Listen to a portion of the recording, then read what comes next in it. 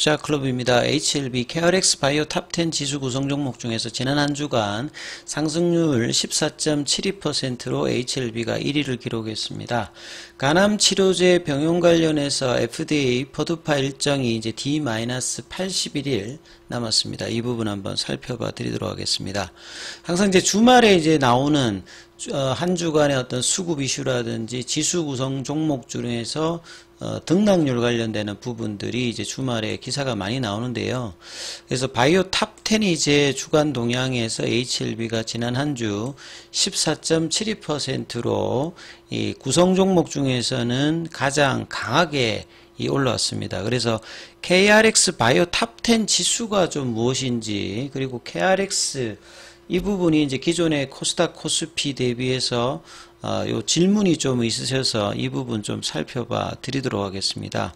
이 탑10 구성 종목에는 대부분이 이제 대형주 쪽이라고 보시면 되겠죠. 그래서 이런 지수 관련되는 부분들이 있으면 이 지수를 추종하는 패시브 ETF가 있기 때문에 이런 부분들이 이제 공매도 쪽에서는 유동성 공급자라든지 시장 조성 관련되는 부분에 공매도 예외 관련되는 부분하고 연관이 좀 되어지기 때문에 이렇게 이해를 하시면 될 것 같고요.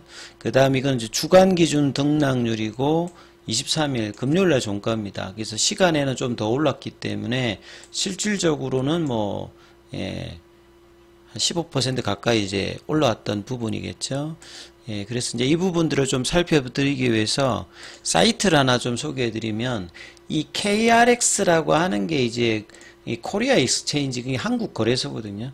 그래서 2005년도에 이제 통합해서 이 한국 거래소가 출범하면서 기존에 이제 여러분이 잘 알고 계시는 유가증권 시장은 이제 코스피라고 하고, 그 다음에 이제 코스닥은 요렇게 있고, 이거하고 별개로 이 한국거래소 출범하면서 이제 KRX 부분의 어떤 지수도 있습니다. 그래서 지수가 보통은 이제 코스피, 코스닥을 대부분 쓰시는데, 이 KRX도 지수가 뭐 100도 있고 300도 있기 때문에 여기에 추정하는 그 패시브 자금이 있고, 또 섹터 부분이 있고, 이제 테마성 부분까지 있습니다. 그래서 이런 부분들을 테마도 치시면 이렇게 내용이 이렇게 떠요.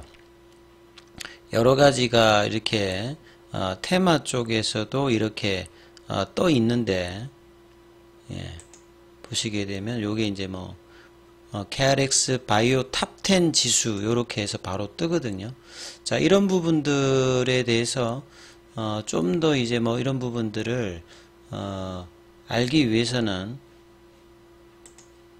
한 번 더 이제 제가 한번 내려가서 보면요, 여기 통계표가 있습니다. 통계표를 쳐보시면 이 테마 지수 형태도 있고요. 그 다음에 이제 그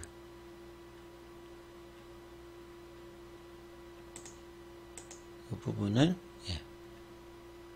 테마 쪽이니까 이제 테마만 나오는데, 자, 좀 더 뒤로 가서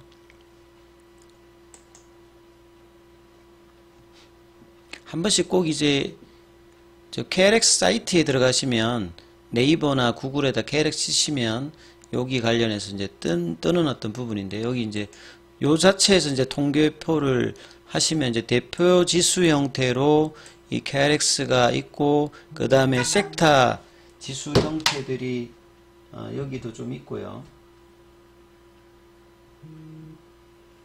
그 다음에 이제 KRX 밑쪽으로 가시게 되면, 여러분 잘 아시는 이제 코스피, 코스피에도 보통 이제 200을 많이 쓰시잖아요. 여기도 보면 100도 있고 50도 있고 200 중소형주 여러 이제 지수들을 이렇게 개발해 넣으면 이제 패시브 자금들이 이렇게 늘어나겠죠. 그리고 보시게 되면 기준 시점이 다 다릅니다. 그러니까 이제 뒤에 이제 지수들이 개발되면 어떤 시점을 기준으로 해서 이제 기준 지수가 이제 뭐 1000을 기준으로 하는 경우도 있고, 여러 가지 형태다. 근데 뭐 코스피 200 같은 경우에는 기준 지수가 100이죠. 90년 1월 3일로 가장 많이 쓰시는 게.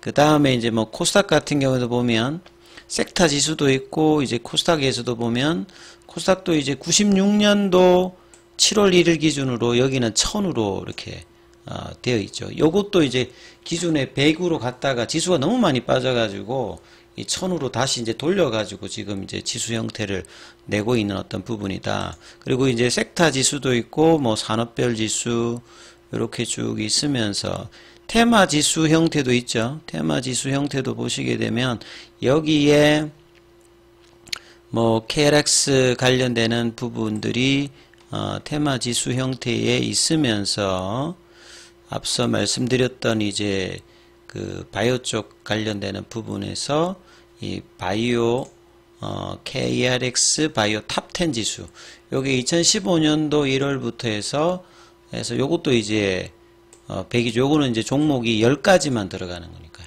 그래서 요런 어떤 형태의 이제 패시브 자금이 들어와서 거기에 해당되는 종목이 올라가면 패시브 자금이 따라 들어오는 거죠. 그러니까 여기 테마 지수뿐만 아니라 이제 여러 이제 지수 형태에 들어가 있고 이런 부분을 추종하는 이제 ETF가 기본적으로 뭐 미래에셋의 뭐 타이거도 이제 뭐 이런 어떤 형태들이 있기 때문에 수급상으로 이제 이런 부분들이 영향을 장중에 준다 이렇게 이해를 하시면 됩니다.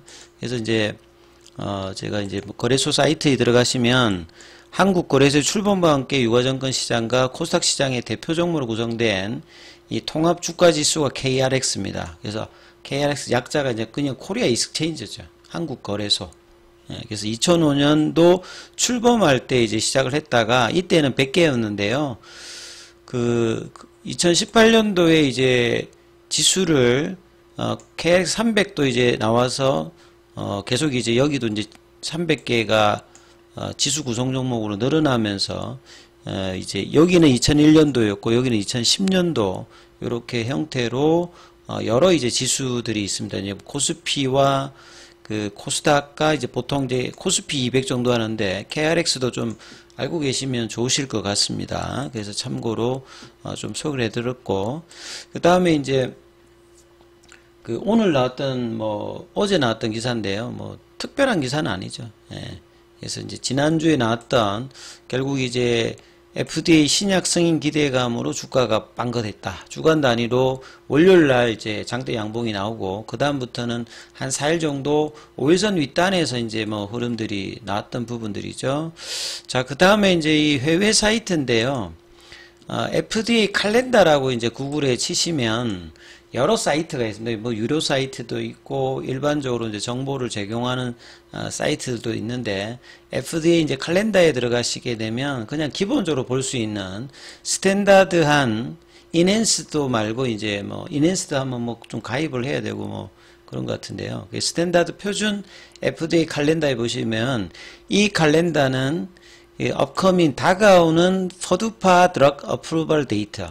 그러니까 이제 포드파 데이터들이 언제 있는지를 알려주는 거거든요. 근데 이제 상장사, 미국에 상장되었던 이제 그 심벌이 있는 그 종목 위주로 배치를 하기 때문에 뭐 엘레바라든지 뭐 HLB는 미국에 지금 상장되어 있는 게 아니기 때문에 여기는 나오진 않습니다만 지금 이제 2월달, 3월달, 4월달, 5월달에 FDA 심사 과정에 이제 어떤 종목들이 있는지는 한번 어디가 좀 많은 어떤 일정들인지 그 다음에 이제 FDA Advisory Committee 미팅은 그 리뷰 과정에서 뭔가 이제 외부의 이제 전문가들에게 이제 뭐 권유라든지 의견을 듣기 위해서 이제 하는 게 어드바이저리 커미티 미팅이거든요.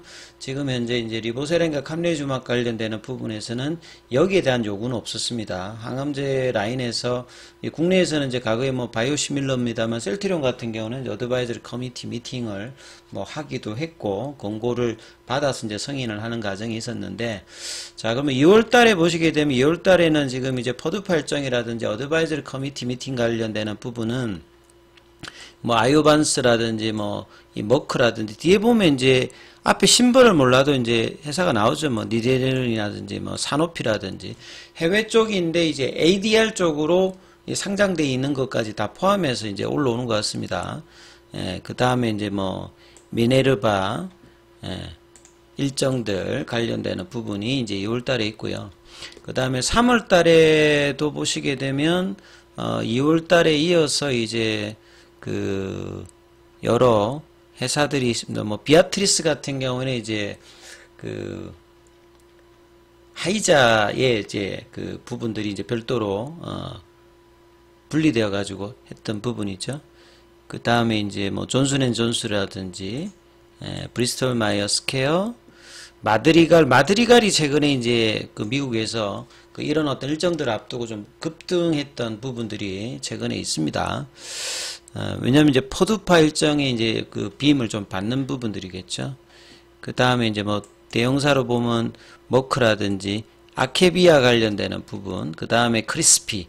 요거는 이제 미국에서도 지금 이제 올해 가장 뭐 기대하는 것 중에 하나죠. 그 다음에 뭐 볼텍스라든지, 그 다음에 이제 뭐 좀 아실만한 게 뭐 니데레론 요런 쪽이고, 그 다음에 이제 뭐 개발사 관련되는 부분이 있고. 자, 그리고 이제 4월 달에도 보시게 되면 그 이뮤니티 관련되는 부분의 이야기들도 있고요. 그 다음에 이제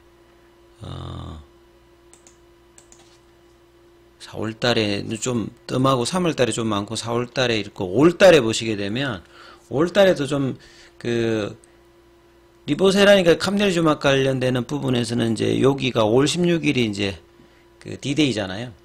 네, 여기 앞서서 이제 여러 이제 회사들 그 앞주에 이제 뭐 시젠이라든지 파이자라든지 머크라든지 젠맘 관련되는 여기는 뭐 중국 쪽인 것 같은데 그래서 뭐 그 이후에 어떤 이제 이전에 진행되는 부분들도 트렌드를 살펴보시면서 이제 여기까지 카운트다운해서 이제 계산을 해보면요 한 81일 정도 남았거든요.